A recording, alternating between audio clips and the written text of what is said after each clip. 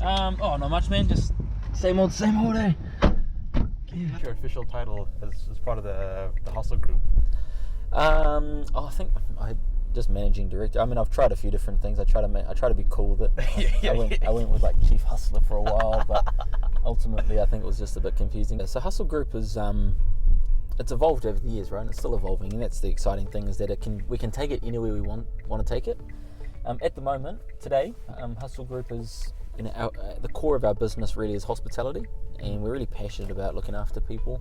Manaakitanga, being a really good host and being generous and taking care of people is really, really important to us, and so we have the ability to do that hundreds of times every day through the restaurants, which is really awesome, and that's something that is hugely rewarding, and I take a lot of pride in that.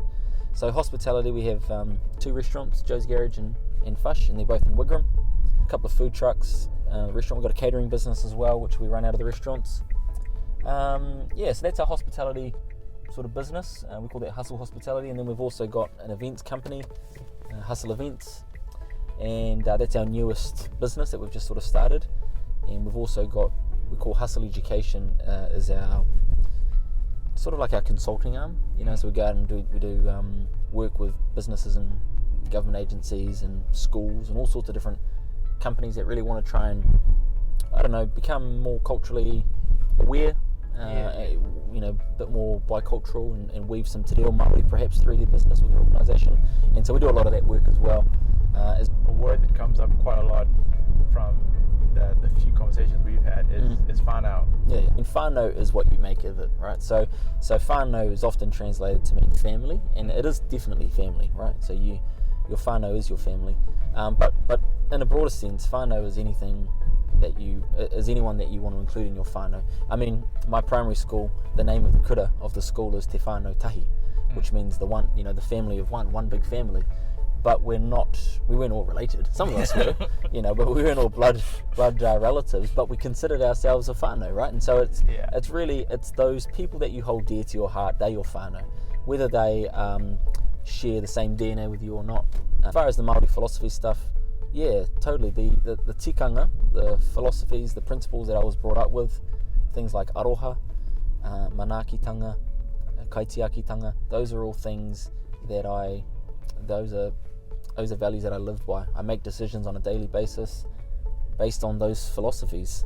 If it doesn't align, if what I'm doing is not manifesting Aroha, or I'm not demonstrating Aroha in what I do, then I need to take a good hard look at myself and go, well, it's time to rethink what you're doing, and think about the way you're behaving. So yeah, I use them as guiding principles in everything that I do. And so since the Maori Language Act of 1987, Te Reo Maori has been an official language in Aotearoa. And so actually it kind of goes back to there. That's when things started the tides started to change, so to speak.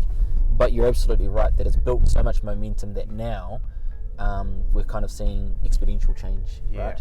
And so that's why we're hearing it on the radio, we're seeing it on the TV, and that's why corporations and organisations are now going, hey, we need to embrace this, right? To answer your question, how does it all fit in? Well, I mean, culture and language, as you and I have kind of discussed in the past, culture and language are two sides of the same coin. You can't actually have a culture without the language, and vice versa. They do go together as one. And so in order to actually understand what Manaakitanga is, or what Aroha really is, it's not to say that you can't explain it in another language like English, but really to understand Manaakitanga in its purest form, you need the language. You need Te Reo Maori. So Te Reo Maori and the tikanga, the values that I live by, they're part of who I am. So you couldn't really understand Anton without the Te Reo stuff. So it actually transcends culture and language, because it then ends up being almost like enables critical thinking when approaching things, because now you've got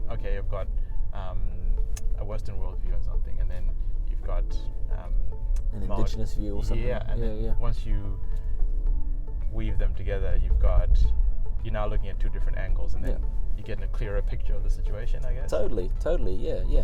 And I mean, because language really it's like a window into a culture, right? And so when you're talking about a concept or a philosophy that might be particular to pertain to a particular culture, and you can only really describe that concept in that native tongue, in that native language, then yeah, it's like a window into another person's culture that you haven't had the ability to look through in the past, because you can only kind of get a view using that language. Yeah. And so you can't do it in English, you can't do it in any other language except that language. So that's what I mean by it's a window into another person's culture, which is really cool. If there's anything I could kind of encourage people to do, is that if you do have a few Maori words that you know, use them. Don't be afraid to use them. Drop them into sentences and be the change that you kind of want to see, because someone's got to lead the way. Someone's got to be first. And if you've got to be first in your whānau or in your group of friends or in your workplace, then don't be afraid to be that person that kind of leads the way and lead by example. Yeah. We're already kind of getting there with some words like kia ora. Everyone knows what kia ora means, right? So if you're not using kia ora to start all of your emails, or if you're not using kia ora to answer the phone, then maybe start there. Start there, man. So one word, well, it's actually two words. Kia ora means, but kia ora's a great word, because kia ora means hello, and it also means thank you. So one word, double-edged sword, right? Very versatile. So kia ora in your emails, kia ora when you're starting your text messages, kia ora when you buying your groceries. Just use kia ora if nothing else, and build your confidence there, and then from there, like I said, sky's the limit. Kia ora everyone, my name's Anton Matthews, Managing Director of Hustle Group, and this has been Driving Better Business Aotearoa. Boom.